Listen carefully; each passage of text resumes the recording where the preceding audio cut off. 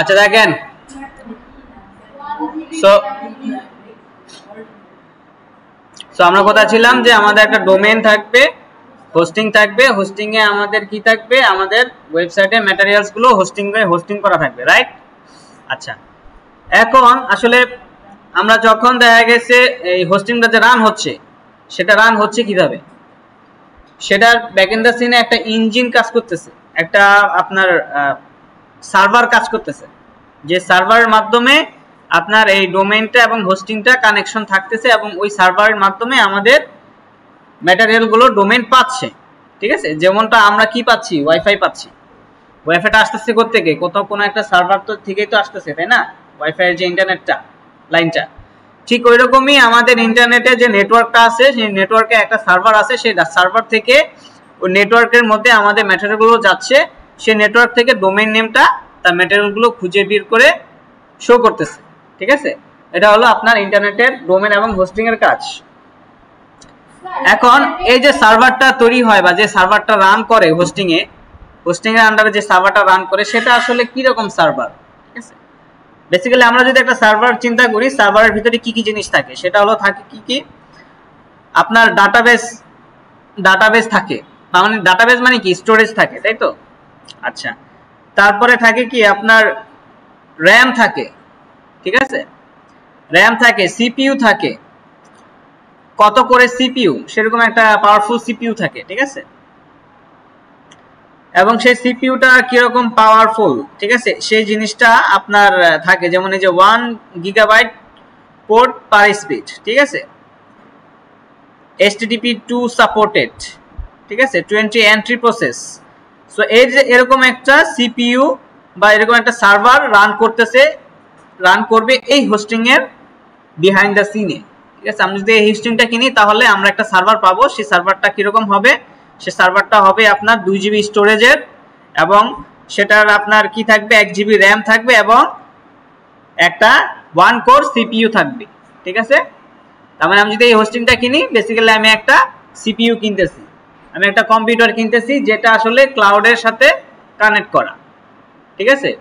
তার মানে দেখা গেছে আপনার কোথাও একটা সার্ভার পয়েন্ট আছে যেখানে অনেকগুলো সার্ভার একসাথে কানেক্ট করা আছে, অনেকগুলো সিপিইউ একসাথে কানেক্ট করা আছে, সেই সিপিইউ গুলো সব ইন্টারনেটের সাথে সংযোগ করা আছে, সেখান থেকে আমি একটা সিপিইউ ইউজ করতেছি এটার মাধ্যমে, ঠিক আছে? এই হলো সার্ভার, ঠিক আছে? এখন ধরেন আমরা প্র্যাকটিসের জন্য দেখা গেছে আমাদের ল্যাপটপে আমাদের একটা সার্ভার বানাইতে হবে, যেন আমরা ডোমেইন ছাড়াই আমরা প্র্যাকটিস করতে পারি, ঠিক আছে? সেটা আমরা দেখব। আচ্ছা, এবার হোস্টিংটা কি জিনিস, হোস্টিং এর বিহাইন্ড দ্য সিনে কি কি জিনিস কাজ করে, সেটা তো মোটামুটি আমাদের আইডিয়া আসছে নাকি, যে হোস্টিংটা কিভাবে চলতেছে।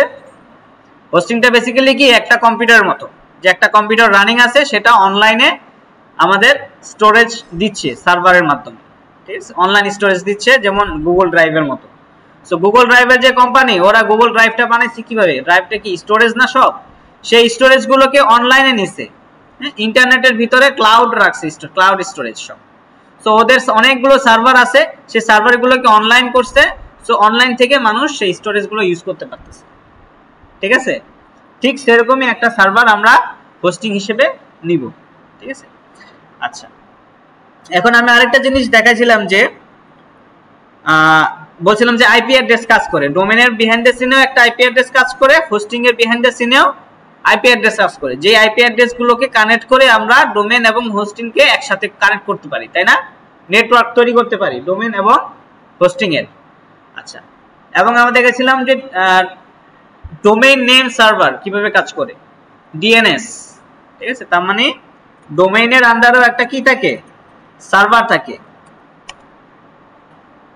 এবং হোস্টিং এর আন্ডারেও কি থাকে, সার্ভার থাকে। আচ্ছা,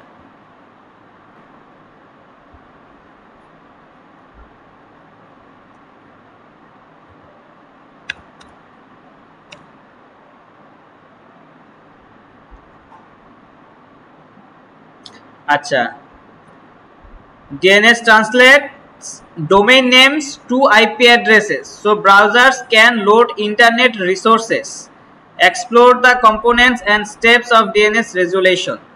DNS সিস্টেমটা কি করে, ডোমেইন নেমটাকে আইপি অ্যাড্রেসে কনভার্ট করে, যে আইপি অ্যাড্রেসের মাধ্যমে কি করে ব্রাউজার তার রিসোর্সগুলোকে খুঁজে পায়, ঠিক আছে। আচ্ছা, সো আমাদের কি করতে হবে, আগে আমাদের সার্ভার একটা, আমরা আগে হোস্টিংটা পরে দেখি, আগে আমরা আমাদের পিসিতে কিভাবে সার্ভার তৈরি করে আমরা একটা ওয়েবসাইট রান করতে পারি সেটা আমরা দেখব, ঠিক আছে। সেটার জন্য আমাদের ওয়েবসাইটটাকে, আমাদের পিসিতে একটা সার্ভার ইনস্টল করা লাগবে, সেটাকে বলা হয়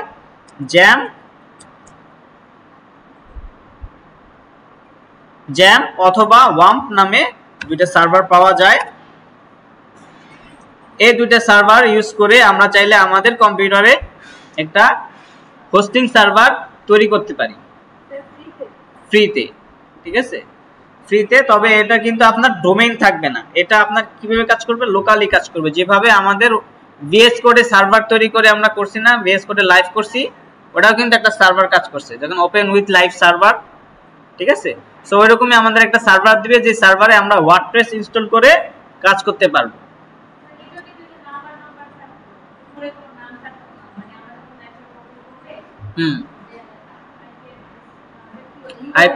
হ্যাঁ হ্যাঁ, ডিজিট থাকতো, ওটা একটা আইপি অ্যাড্রেস বেসিক্যালি, ঠিক আছে। সো ঠিক ওইরকমই আমাদের এখানে আমাদের লোকাল হোস্ট থেকে, লোকাল হোস্ট মানে কি, লোকাল হোস্ট মানে আমাদের কম্পিউটারই হোস্ট, ঠিক আছে, এখান থেকে আমাদের ফাইলগুলোকে দেখাবে, ঠিক আছে। হ্যাঁ, আমাদের কি শেখা যাবে এটা দিয়ে আমরা কিভাবে ওয়ার্ডপ্রেসটাকে ইনস্টল করব, ওয়ার্ডপ্রেসটা কিভাবে কাজ করে, ওয়ার্ডপ্রেসের A to Z আমরা এটা দিয়ে শিখে ফেলতে পারবো। হ্যাঁ, শুধু ওয়ার্ডপ্রেসটা না, যে কোনো ওয়েবসাইটের জন্য ডোমেইন হোস্টিং লাগে, ঠিক আছে। তবে যেহেতু আমাদের এখন ওয়ার্ডপ্রেসটা শিখতে হবে, সো আমরা তাহলে আমাদের একটা সার্ভার তৈরি, ওয়ার্ডপ্রেসটা সার্ভার ছাড়া কাজ করে না, ঠিক আছে।